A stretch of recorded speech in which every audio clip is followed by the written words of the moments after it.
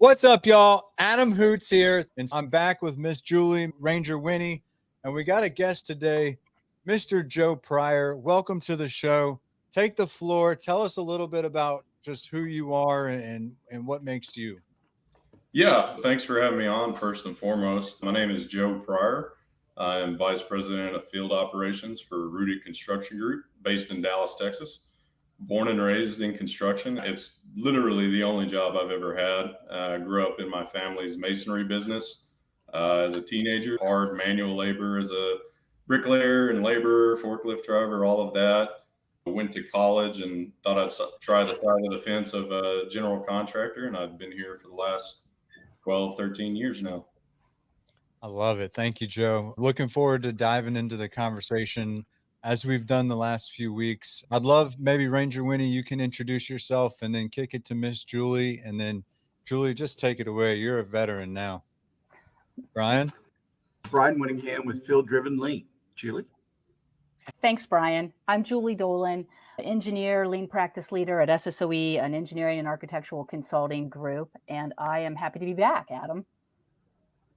You guys are amazing. I am just thrilled. These three podcasts have really taught me quite a bit, and I just kind of scratching the surface. And I'm excited today. I know Miss Julie, you've got a poem that's going to get us kicked off. And what we've done just to signpost this for you, Joe, so I don't catch you not ready. I'm going to come right to you afterwards and just find out what does this poem make you feel? Where are you in regards to it? With that being said, Miss Julie, you ready? I am ready. What if Jesus was a pipe fitter? How different would the world be? Would they have hung him square, level, and plumb for all the world to see? Would the cross have been made out of pipe, made out of stainless steel as to never rust? Would the pipe fitter yell tack it, and would the welder pray not to bust? Would QC okay it, and would the films come back just? Would they marvel at a job well done and brag about their skilled trade? Or would they hang their heads low and pray for forgiveness for the man they killed that day, not knowing that his death would wash their sins away? Would we send Mother Mary a death benefit on behalf of our hall? I wonder what kind of man it takes to take that kind of call. To be honest with you, if Jesus was a Union brother, I don't think it would have went down like that at all. Instead of 12 disciples following him, 12 Union brothers by his side. We may not always agree, hell, we may not even always see eye to eye, but we would have went on strike that day, not a single one of us daring to cross that picket line. You'd have to get through all of us to touch that brother of mine.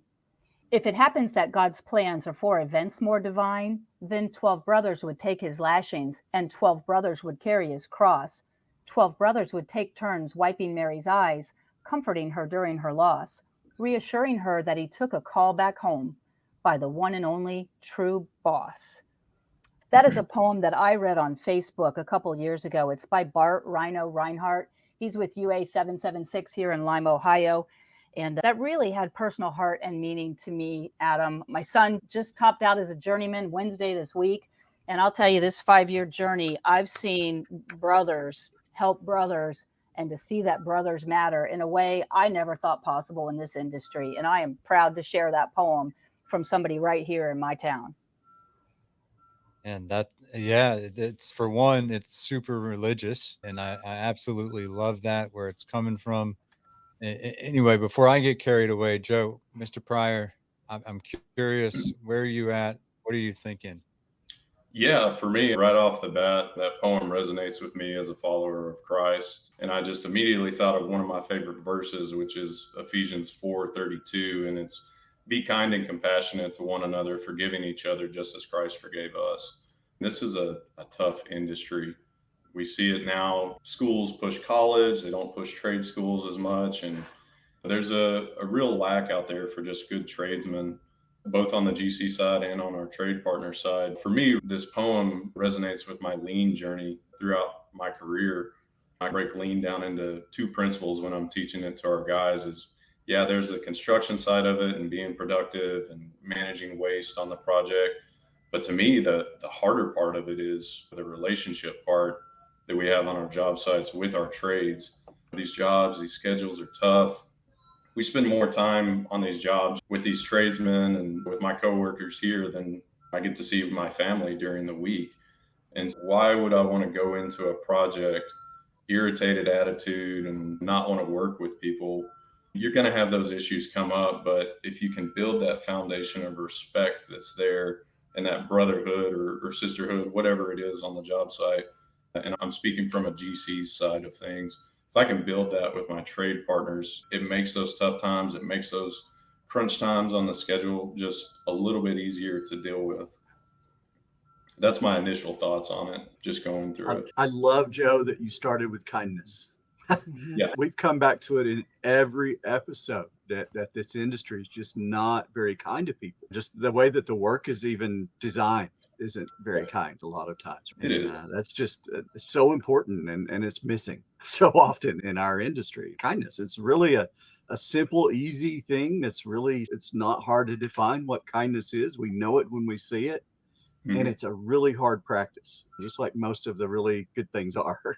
Yeah, it's really tough. I think in the industry, as some of these younger generations start coming in, and I'm a relatively middle of the road guy myself as far as age and experience in the industry, but I think we're starting to see a change in the industry, at least over the last 5 to 8 years. I've started noticing it.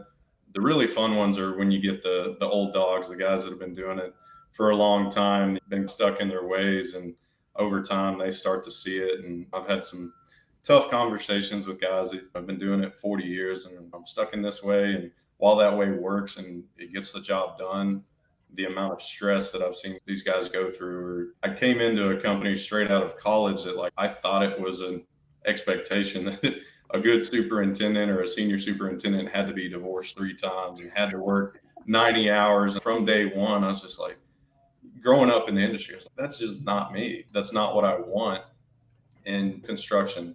The buildings, concrete, rebar's rebar, all those kind of things. It's the little and intangible things that you change out, whether it's kindness or just general respect for one another, that really make those tough projects a lot easier to deal with mentally, in my perspective. I'm infatuated with your 2 principles. The one is like the construction production side, which again, a lot of people utilize lean for those purposes. And a lot of the tools, quite honestly, are designed specifically for production. Yet, when you can use those production tools to develop relationships, which is that second principle that you're talking about, Mhm. then you have a team that's gelling, that's like a union brotherhood. Just like you said, when you're intentional about creating that on a job site where somebody will run through a brick wall for the other person on the job, that's when you know that people are being cared for, that there's kindness being spread. And I guess, Miss Julie, I'd love to hear more from you about maybe how this poem made you feel. Sure. I too was inspired by a tough guy putting Christianity on Facebook and likening it to the brotherhood that is, at least in this town, the union pipe fitters. It's the lead trade here. We have a lot of them that travel here any given day. There are travelers here. And it makes my heart warm because I've seen this in action. I've never met Bart, but I know of him and I see how they care for each other because this is a tough industry. And at the time when this poem was written, my son, who was an apprentice, was away working 13, 12 plus hour days with one day off, not able to come home and see his family in a different state. And he had some troubles at that time. In fact, the mother of his children passed away unexpectedly. And it really, it changed everyone in the family's living situation, but most of all his. And he wasn't able to come home without getting kicked out of the apprenticeship program. So he chose to stay. And if it wasn't for those brothers there surrounding him with love and care and concern, he might not be with us here today. He really struggled. And I love that about at least what my experience has been with the union is that esprit de corps, Brian. We've talked about that so many times. And it doesn't have to be a union to show that, but that kindness and that you matter and I'm here to help you and lift you up. And they literally pulled him out of a basement and saved his life and brought him back to the world. I just am still in awe 2 years later that I see this day in and day out with the brothers that he works with and the sisters too. But at the time it was all men. Love that. How about you, Brian? Where are you at with this poem? It resonates in a little bit different way with me. I'm thinking about the trade because they're talking about a lot about the trade. The line about would it be plumbing true? And it's just it just brings to mind those people that do the work. And that's really what we've been focusing on during this time. And I think the industry really doesn't spend enough time focusing on those folks. And I remember that time, Julie, and I remember not only what your son was going through, but what you were going through as you were the one keeping his kids because the kid's mother had passed away. And it, everything that you had to you had to stop working for a little while even, didn't you, at Did. time? And Yeah. yeah, and it's just that's not kindness. We've put somebody in a spot who's already probably someone who's at risk, and then not giving them a choice. And that's you have to choose work over your family. And that's a bad deal. And this industry does that a lot, making you Mhm. choose the work over your family and over other things outside of work. And I do see the new generation coming in having different goals and ideals, and I think that's going to be great for our industry. We really need it. We're going to Mhm. complain and screech and oh, they don't want to work and all these things that are just not true. They just want a better life than you, and Yeah. that's okay. It doesn't have to. Your life doesn't have to be tied up only in work. You can find other things, and I think when our life is tied up only in work and we do have a bad job that we don't have anything else to rely on, and it gets us to that hopeless place where it makes it really easy if that's all you've got is work, and that if something goes bad at work, then what do you got? What else do you have to rely on at that point? Mhm. Yeah, it brings me back to the people doing it, Adam, to people actually putting in the work out there and thinking about those folks. And the auto workers are on strike right now, and it's a limited, but could go. They're asking for 40% raise, which is pretty crazy. But look at the inflation and things like that. So, Yeah, Tell us how it hit you, Adam. I'm with you from a skilled trade worker. If Jesus was that, I think there was a line in there that said, "Would they marvel at the job and brag about their skilled trade?" And we like, if you've ever been on a construction site and you've seen an electrician run conduit, and they're like, "Man, it comes over to the wall and it hits a 90 and it comes right down into the box, and it's like a perfect run," and they marvel at their work that they've done. But when somebody's like, "Oh, what do you do for a job?" They're like, "Oh, I'm an electrician or I'm in the skilled trades," and they're like almost ashamed of it. And if Jesus was a pipe fitter and Jesus was a carpenter, so that He like was. so I struggle there, and it hurts me that, and again, I said this on another episode, like when you globalize that and look at how the world views the skilled trades, it's the same thing. They don't respect us, right. yet doctors can't heal without skilled trade workers, and so it's this oxymoron that we need to fix. And I think there's a lot of that weighs on workers' mental health. That um, Absolutely. Yeah. there's a lack of respect, and not just society to us, but even internally. We don't have a lot of respect in the industry. And Joe, you mentioned that environment of brotherhood, sisterhood, like we're all looking out for one another. How do you create that on your project? Yeah, obviously following like lean principles and stuff. When we start a project, I obviously get with the superintendents, the foreman of my trade partners, and build that relationship and that foundation with them first. But as the project gets going, the guys that are actually doing the work, I'll walk my project and, of course, do my roles and responsibilities of QC and making sure we're following the drawings. But I'll try to stop to those guys that are physically doing the work that I might not know their name right off the bat and go, "Hey, what's your name? I know I'm the senior super or VP. What's your name? How are you doing today? What can I help you on here that you might not be getting from your foreman because he's too busy, or your superintendent?" And just really spend that time, whether it's a quick 5 minute conversation or turns into, "Hey, you want to go eat lunch with me? I'll take you out today." Doing those kind of things. We always see GCs do job site lunches for milestones and all that kind of stuff. But even when we do those, I'm not eating, I'm going around checking in on the guys and Tell me about your family. That's usually my first question is, how's your day going? Is there anything I can help you with? Are you married? Do you have kids? I want to know who you are as a person, because who am I as the GC to say, I need you here Saturday. I need you working. We're behind schedule. We need to put in this time, but without even thinking about, oh, maybe their kid has a soccer game this weekend. They can't come in. Now the work still has to get done, but okay, if I know this guy can't come in, I can ask another guy and like I said in the beginning, it's building that general respect, not just with my trade superintendent foreman. It's just getting the whole buy-in from everybody that's on site. And I'll pick a day, say, hey, it's Monday. Today I'm going to focus solely on my electricians. I'm going to walk around and talk to that whole crew. Tuesday, if it's less meetings for me, I'll walk around. Okay, we're going to talk to plumbers today and just check in with those guys. And I found over time, as the projects get tougher and stuff, I've seen some examples with one of our projects. It was behind schedule. They were working 7 days a week, but because from the beginning that superintendent built that foundation of respect and everything, obviously nobody likes working weekends, but there was just that, you could tell the aura or whatever you want to call it around the whole crew on site on a Sunday. Nobody wants to be at work, especially on a Sunday, of just, hey, I know we've got to be here, but because that respect's built, everybody's being productive, versus other jobs where I've seen lean not implemented the way it should be. Maybe from the productivity side it's implemented, but because that respect's not there, everybody's walking around with a pissed off attitude, and the quality of work's not quite there because everybody's just waiting for 3:30 to go home. That's the things I've seen with it.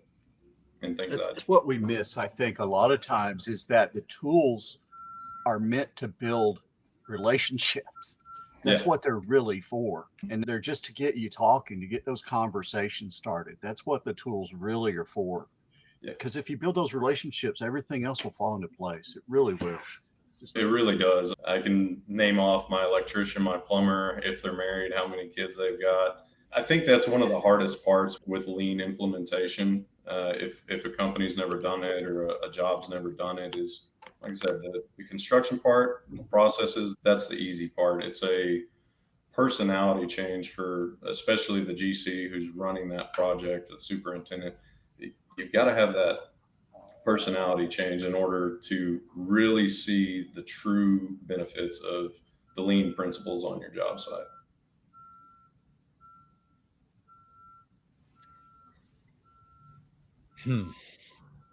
Sorry if that was a little deep there. No, It's good. I love how you brought it back to lean principles, and how that, again, and Brian just said it, the tool only works if it's out of respect for the individuals using the tool. And that means we have to get to know each other. That means we have to ask those questions. And at first you're going to get like a, what the hell you want from me look, Oh yeah, right? all the time. They're not used to that, right? We've conditioned them to just be quiet and use their selves from the neck down and just do what I say. Mm-hmm. And so I guess you're bringing back some memories for me of being in a pretty nasty ditch.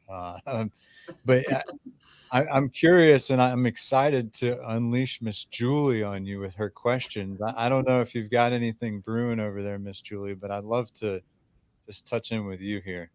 I do have something brewing, not fully thought out, but Joe, I guess I'm curious. You're obviously very intentional about getting to know the people that you're spending more time than you are with your family.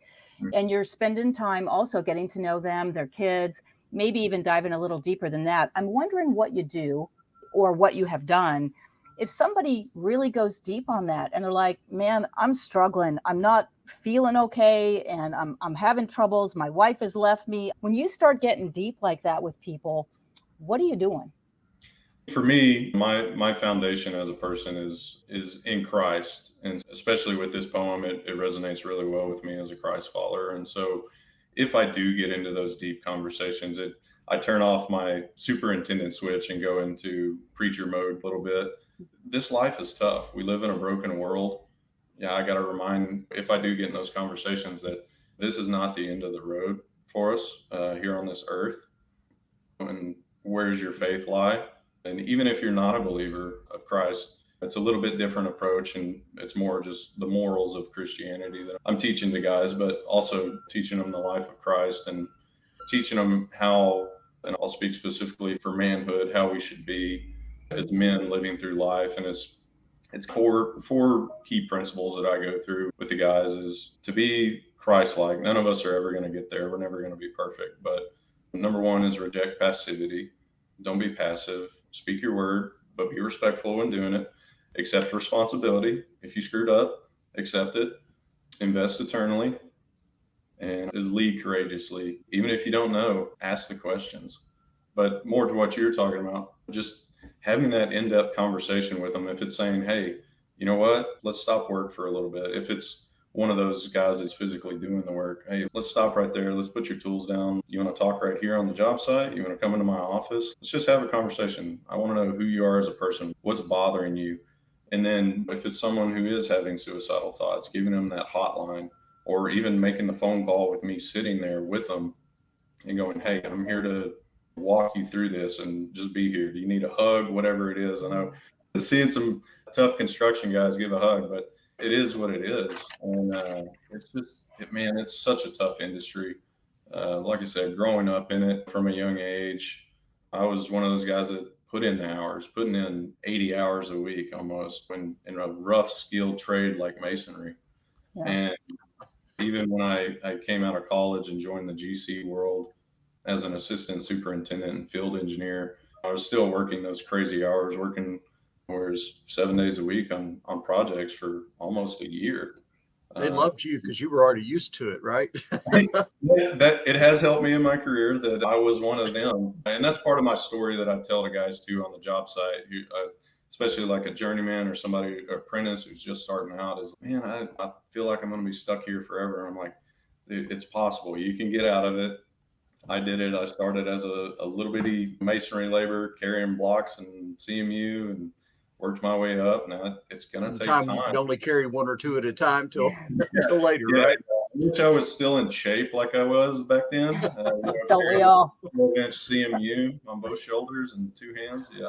Wish I had that, but it's having those conversations with those guys. That's really what it boils down to, is just who they are as a person and what their struggles are. And if we're never going to go through the same struggles as another person, so we can never say, hey, I take the attitude of, hey, I don't know exactly what you're going through, but here's some similar situations here. Here's how I got out of it. So, Joe, you're amazing. You're absolutely amazing. And first off, thank you also for being very open about your faith. I think all of us on this call are that way. And I wonder, maybe you're just naturally good this way, but have you had some mental health first aid training? Because the approach you're taking is spot on. I haven't had any official training, just growing up through the industry, really up until 5 or 6 years ago. I never heard of like Construction Suicide Prevention Week. I never knew there was a number that you can call for it, but I have a lot of friends who are veterans and stuff like that. Know they've always had a hotline, and did some Googling, and it's like, oh, I guess they do have that for construction. Let me post that in the job trailer, and just changing the way I run projects for us. He's just a baller. Right. It's all gifts from God. I'll say that. Man. Something you brought up sparked something with me. I feel like we've removed spirituality from most of our life, at least in the United States. And it's a mistake, because it's part of it. You've got your mental, your physical, and your spiritual part. It's part of being a whole person. And we ignore that to our detriment. And even in our work, we ignore that to our detriment. Yeah. And the lean sort of hits the mental part of it, but there's a spiritual part to lean also. And that's the respect part and the love and all those things, and the kindness and all those things that we're talking about. And having faith in the process, right? Like, you've got to be spiritual with lean, or you're going to give up on it, because it don't work at first, right? It doesn't solve your problems. It shows them to you. Yeah. We don't really understand what it's for. We think it's a problem solver, and it's a learning tool is all it really is. Right. Yeah. And for the people I run into who maybe don't have faith, I don't have a degree in apologetics. I'm not a Bible master or anything like that, but I know the truth that the Lord speaks to us through his word. And if I'm talking to a guy and they're like, hey man, that's not really my deal, I turn it into, okay, that's fine if that's your deal, but what do you determine as a good person? They list off these morals, and I'm like, okay, those are all the same morals that Christ gave us. Even if you're not a believer, just being a good person and being kind to one another follows those morals that Christ set before us. Yeah, those universal truths, right? Mhm. Like the golden rule and all of those things. Mm-hmm. Don't be a jerk. Don't be a jerk. It's pretty easy. It's pretty easy. And just don't ignore your spiritual part, right? I did, Adam, I did. I ignored my spiritual side. It pretended it wasn't there for 30 years. Didn't write, didn't do anything. And it's a very unbalanced way to live. Mhm. I'll just put it that way. It leaves you missing something, and you're always going to be searching for something unless you can have all of those things, whatever those are for you. And I'm not trying to tell anybody what they should believe or anything Right. like that. And yeah, I'm not perfect. I've had knockout, drag out, cuss out fights, trades, and my own team and everything. But it's the what you do after that they're going to remember. They'll probably remember the fight some bit, but if you're coming back an hour later and just going, "Hey man, I apologize. It's not who I am. I got stuck in the moment. It's a stressful job. We've got a tight schedule, tight budget, all those kind of things. I apologize. You want to go grab lunch, or what can I do to amend this?" But it all falls back to that foundation of, if you guys have built that respect from the beginning, they're going to know that's not who you are, and they'll respect you for it. Yeah, if you start there, you're going to lose them from the beginning, right? Yeah, don't start there. That's whatever.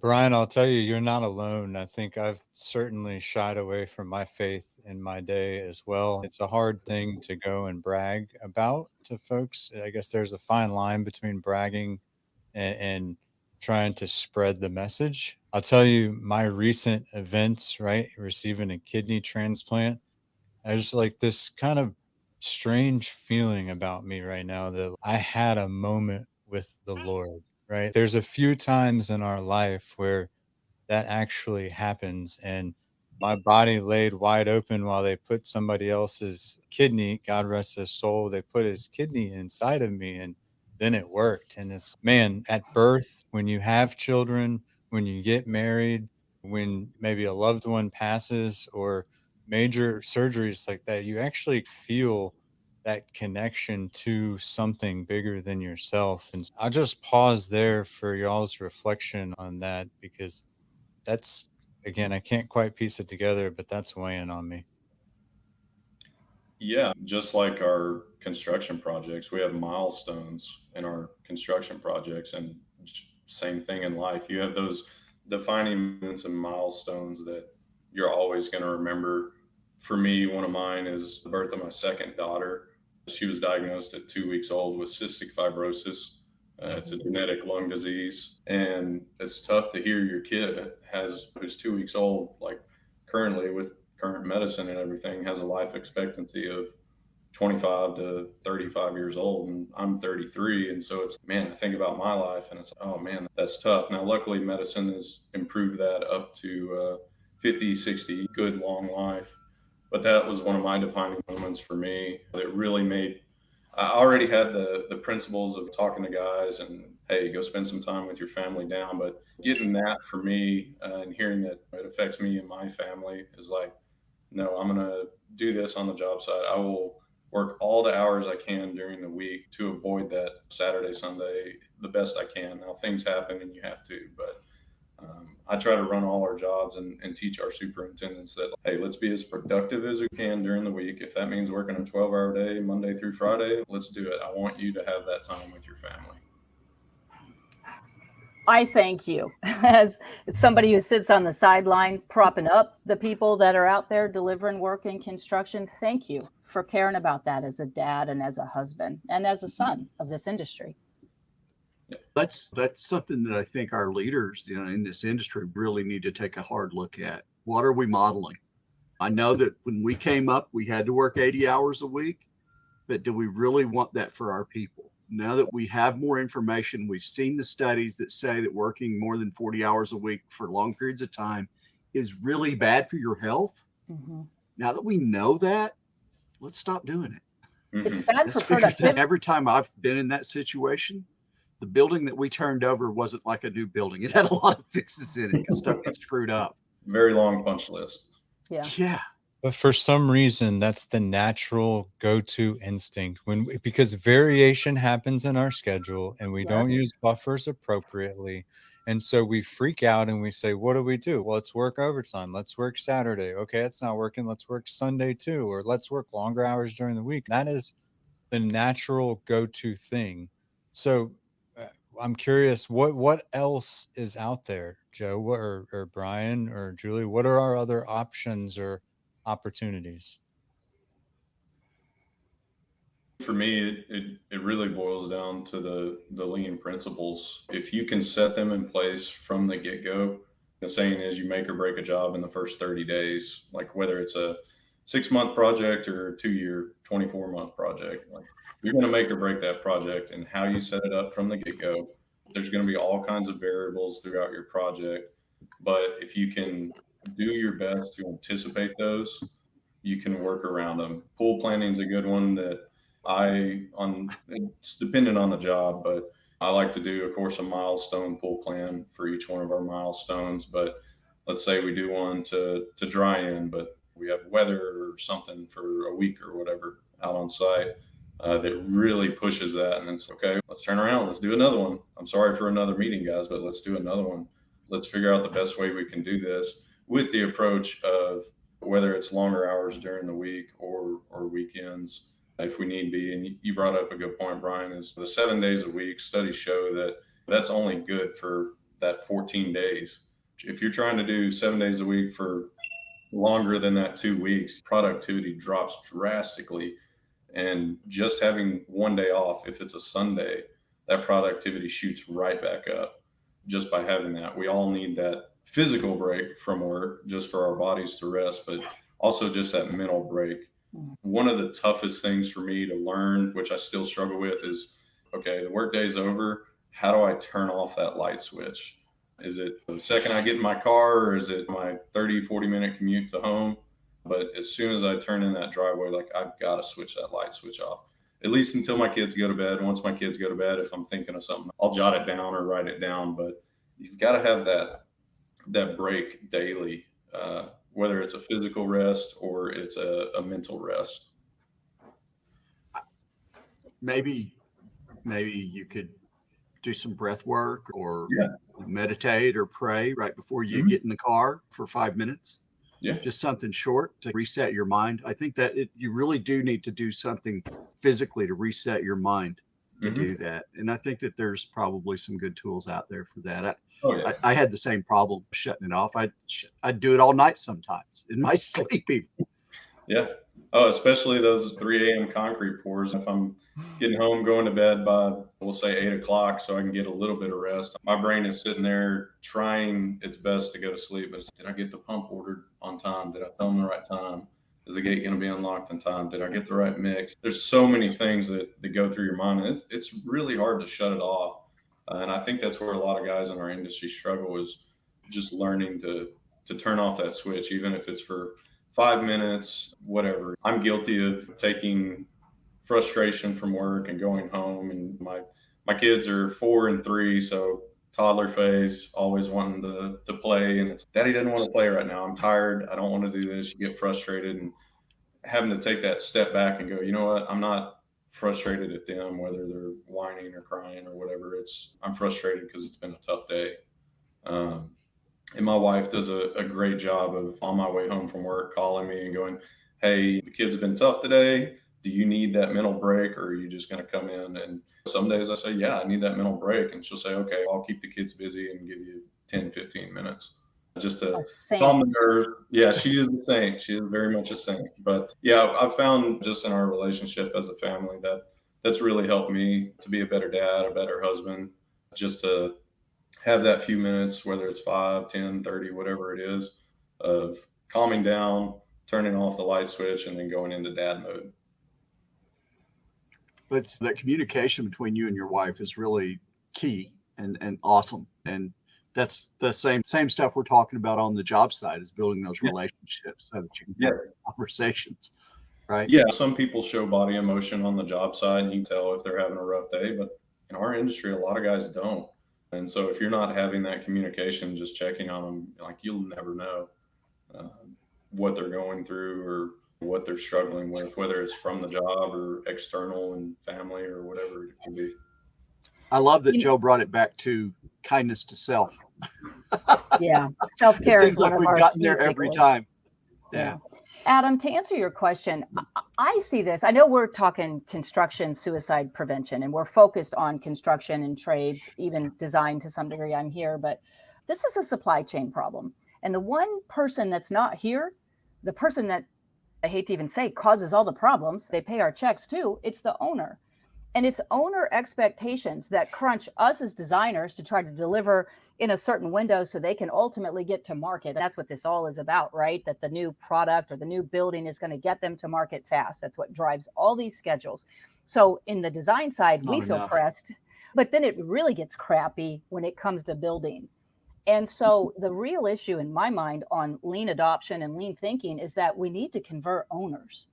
They need to understand why this matters, why this is a superior way to build things, and how they can enable teams, the trust on teams, the respect on teams, and they could truly embody everyone matters.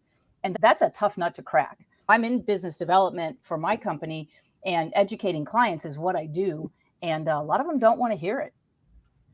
I'm glad you brought that up. The industry as a whole is broken in that aspect of, the client hires an architect, says, instead of how it was back in the 60s, 70s, 80s, of, hey, you've got a year to design this building for me, we'll start construction in a year. It's, hey, you've got this, I need it designed in 6 months, and then we're going to start construction immediately. And it just trickles down from there to where back in the day, a project might have a total of 50 RFIs, and now we're seeing ones that a 6-month, relatively smaller project is having 150 RFIs because the architect was rushed and we don't have time for that. No details. Yeah, no details. One of the things that I've done in our lean principles is, of course, we have our huddle boards up and everything with deliveries, materials, constraints, and roadblocks. Is during my daily huddles with the trades, if there's an RFI or they need an RFI written or waiting on a submittal to get approved, like we write that on the constraint board too. That way, when my architect and owner come in for our weekly OAC meeting, they're walking into there and I teach them from week one, hey, this is our constraint board. This has got our constraints on it, but it's also got yours on it. And you don't want to walk into this trailer and see all of the constraints that I can handle taken off and it's just yours on there. And so the last few projects, we've really been doing that on our projects, and the architects after a week or two are going, man, that's been on there still. They get the hint. They're like, oh, I'm the reason that this is being delayed a little bit. It's good to get them involved in it. And then, of course, if you're on a project where there's a facilities manager or something for the client that's there daily, I like to include them into our huddles too, just so that you save the time on sending an email, making a phone call. Like, you're hearing it at the same time I'm hearing it. Let's work together. Let's get this fixed. Makes them part of the team too when you do It that. does. It does. And it makes it a little bit easier when you do have to have those tough conversations with an owner or a client of, hey, you've been hearing it the same as I've been hearing it. This is the issue. I'm not giving you any bullshito or nothing. It is what it is. And it does make them a part of the team as well. And they get to know specifically the trade foreman and superintendent just as well. And I teach our trade superintendents, like, you can have conversations with them. Don't give them all the details if it's something super important I need to know first. But it gets our trades comfortable having some of those conversations with the client too, if I'm not available. Yeah, because the key is not that you have to be there. The key is that the right information is out there, right? Exactly. Yeah. Now, it's just in our industry, the owners, the builders of capital projects have really got to change and understand that the people that are building their projects are just as important as the people they're building them for. Mm-hmm. And that they're actually the same people. They are. They're no different. Those are the same people. And until that happens, I think our industry is going to have a hard time, especially as GCs and people keep saying yes to these people who aren't thinking this way. Yeah, my wife does a good job anytime we go on a date or vacation, wherever it is. And she calls me out on it. Because being in construction, I'm looking around and waiting on food or whatever. I'm like, I wonder what electrician hung that light. You're not alone in that. Yeah, you go down the rabbit hole and I wonder why they did this or whatever. Yeah. So I've heard a couple of times lean principles from you, Joe. I think um, Miss Julie's used the word lean practices. Can you tell me specifically what do you mean when you use lean principles? So principles are the foundation of what we need for the process in my imagination. It's our daily huddles, it's our pool planning, it's how you run them as far as the principles. That's my defining, hey, this is what we have to do. You can modify it per your specific job if you need to, but here's how I'd like to see the huddles ran.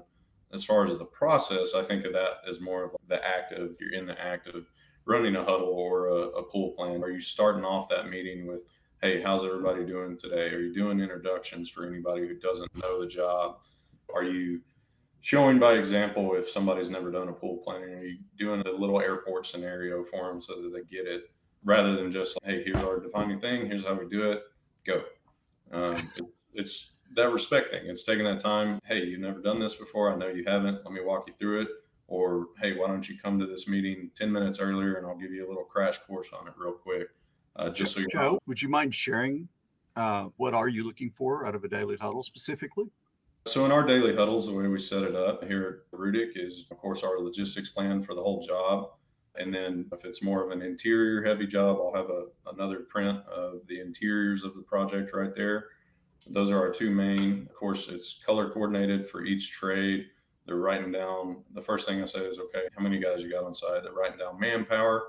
For safety, I know exactly how many guys are here in the event. We had to meet up at a muster point. Okay, what are you working on today? What material do you have coming today?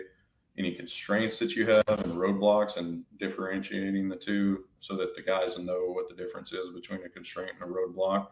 And then if someone else says, hey, I'm working in that way, I'll let them have their 2 minutes to talk about it. But the main thing for me is make sure that meeting's no more than 10 to 12 minutes long, where you all sit in enough meetings as is. And those guys are here to build the building, not sit in a meeting all day with me. And after they get into the groove in it, we start knocking that down to 8 minutes, 7 minutes. And if something needs to be talked about, we parking lot it and I'll say, hey, you two stay here. Let's talk about it real quick. That's When do you fantastic. Hold hold on. your meetings? What's that? When do you hold your meetings? I hold our meetings every morning at 7:30. I was doing them at 6:37, but found that at least here in Texas, most of our crews start at 6:30, 7 o'clock. I was doing them first thing in the morning, but I found that while the foremen were in the meeting with me, their guys were just standing around waiting for them to tell them what to do. So we changed that up a little bit and go more towards 7:30. So that way the trades and the foremen can go get their guys set up, get started with work, do their JHAs and everything. Then they can come in for that 10 minutes and they know exactly, hey, here's where I sent the guys, here's what they're working on. We're coming down to the end of this thing, and I really want to get some good summaries. And Miss Julie, I'd love to start with you. And again, final thoughts on the month of learnings, the things that we have uncovered, unveiled here. And then I'm going to just drop each one of us off the screen as we go. And Joe, man, you're going to mic drop it. I hope you're ready. Miss Julie, by all means, please take it. Adam, as I reflect back on our work together this past month, every single episode has talked about kindness and the importance of kindness. And today, Joe actually said it: treat others like you want to be treated, the golden rule. And I'm just really proud that we're able to end this finale with us being very open about our faith and the role of spirituality in our work. And whether you believe in Christ or not, whether you think unions are good or not, the bottom line is treat others the way you want to be treated. It's all about respect for people. Man, don't be a jerk. I love it, Miss Julie. Well, thank you, Miss Julie. It's been a pleasure having you on this journey, and I'm sure we will connect sooner than later. Thanks, Adam. All right, Brian, you want to take it away? Final thoughts? Just to echo Julie, kindness has come up again and again. And this is not a kind industry, but we've got to change. The amount of deaths that we have by suicide and by opioid overdose are just horrific. And I'm excited to see what comes next, because I know that we're going to get past this and we're going to figure it out. Lots of people like us deciding that kindness is the answer. I love it. And it doesn't really take much. No. It makes you feel good when you do it too. It does. Yeah. Well, Ranger Winnie, thank you for just everything, man. And to be quite honest, I think your poems are what really brought this whole thing full circle for me and even made me want to do this because those writings are powerful. And I think a lot of us can relate and reflect on those. And so thank you for all that you are doing for this industry. Yeah. Hope everybody reads my newest one out there, Construction Field Leader. It's pretty good, I think. Absolutely. Thanks, Brian.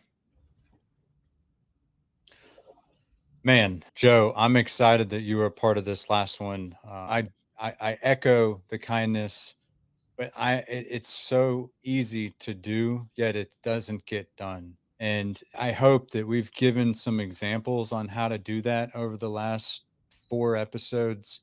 As I'm reflecting in my day, I certainly haven't shown nothing but kindness, but I have shown some kindness on the project sites. And to me, it's that doesn't always mean being nice. And I think that's what I'm pulling out of this, right? Kindness is flow. We talked about that before. And kindness is respect for people and being clear with your expectations and being able to just help people self-discover the answer, not tell Yep. people the answer. And so that's when people feel included and involved and it gives them a reason for being. And I think that's ultimate kindness and respect. And so I've learned a bunch. Honestly, I'm probably going to go back through, listen to all 4 of these episodes, and then I'm probably going to pull out some notes and maybe do another solo episode on this because it was that powerful. I think Julie and Brian brought the heat, and I'm just honestly just super excited and happy to have been a part of this. And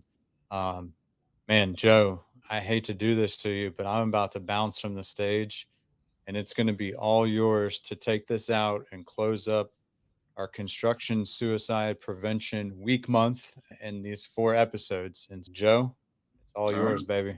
All right. Thank you, Adam. We'll see if I can hit a home run on this one. Like I mentioned in the podcast, we live in a broken industry for sure, construction, but it's a bigger problem. It's a broken world. So whether it's at work or at home or out in public, whatever it is, just have some simple kindness. Ask somebody, how are they doing? What can you help them on? I just want to leave it with the verse that I opened up with, which was Ephesians 4:32, and it's just be kind and compassionate to one another. Forgive each other for those that do us wrong, just as Christ forgave us. And so, with that, thank you for having me on. And as always, anybody can reach out to me on my LinkedIn. Thank you, everybody.